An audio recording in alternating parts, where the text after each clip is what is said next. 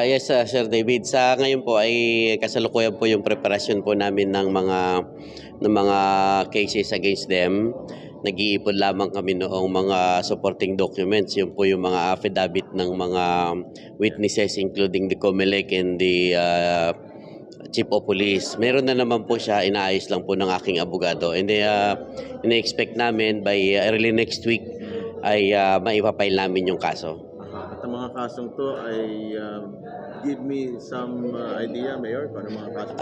Number one po doon yung grave coercion dahil nandun na po lahat, napapaloob na doon yung mga including harassment and kung ano-ano pa na mga ginawa po nila sa atin. And sino ho ang mga respondent po sa kasong ito? Ang unang-una po dito ay yung dating mayor, si former Mayor Alexander Nabua Rivera. At ang actually nakakalungkot yung ginawa niya dahil hindi po gawain yun ng isang dating namuno sa bayan.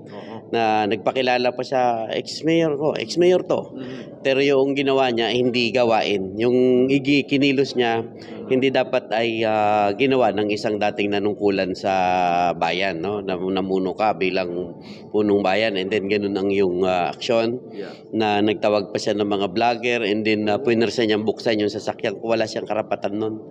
No, ako lang ay naging kalma, hindi ako bumaba. For security reason, siyempre po. And then, hinintay ko na dumating yung mga mas maraming pulis. Correct. And aside kay dating Mayor, sino po ang mga respondent? I understand kasama ko ang ilang mga supporter at mga vlogger. Okay, ang kasama po doon, yung kanyang anak, yung pong punong barangay ng Barangay Kadlit.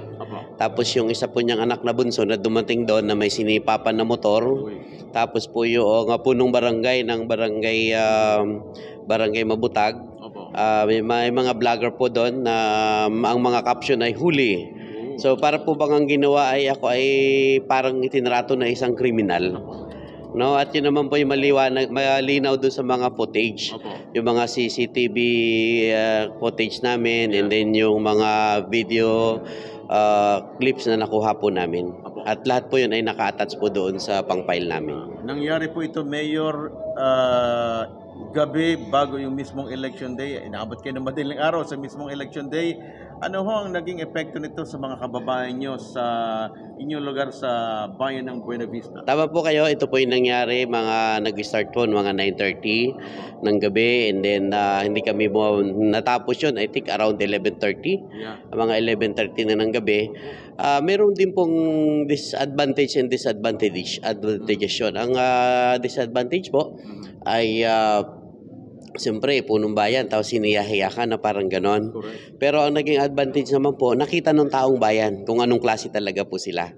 At tulad nga po nung nabanggit ko kanina, hindi po yun gawain ng isang dating nanungkulan. No? Nakita natin yung pagiging ugaling sangganon nila, na sabi ko nga po doon, ako hindi na rin po nakapagpigil, no? Ako po yung nag-live. Sabi ko, nawala ang lahat ng paggalang ko sa inyo. Dahil ang tingin ko sa inyo na gabing yun, ay kayo parang demonyo. Na ang reaksyon po ng mukha ninyo ay talaga pong hindi ka panipaniwala na ito ay gawain ng isang mabuting tao. No?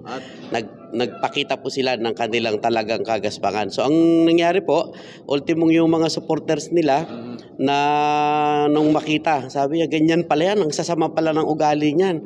So nagkaroon po ng simpatya yung mga tao. So ang dami po na supposed to be kanila, so suporta sa kanila. Ang nangyari, ay bumaliktad. Ako na po ang ibinoto. So kaya po yung lamang natin lumaki. Dati po nung unang laban namin 765 lang. Ngayon po ay umabot po ng 2,570. Massive yung operation po nila. Sa totoo lang, may dalawa silang operador. Ako po ay wala. Talagang umasa lang po ako doon sa ating accomplishment. Umasa lang po tayo doon sa ating magandang performance. Umasa tayo na yung mga kababayan po namin sa Buena Vista ay sila po ay talagang mulat na sa katotohanan. Correct. At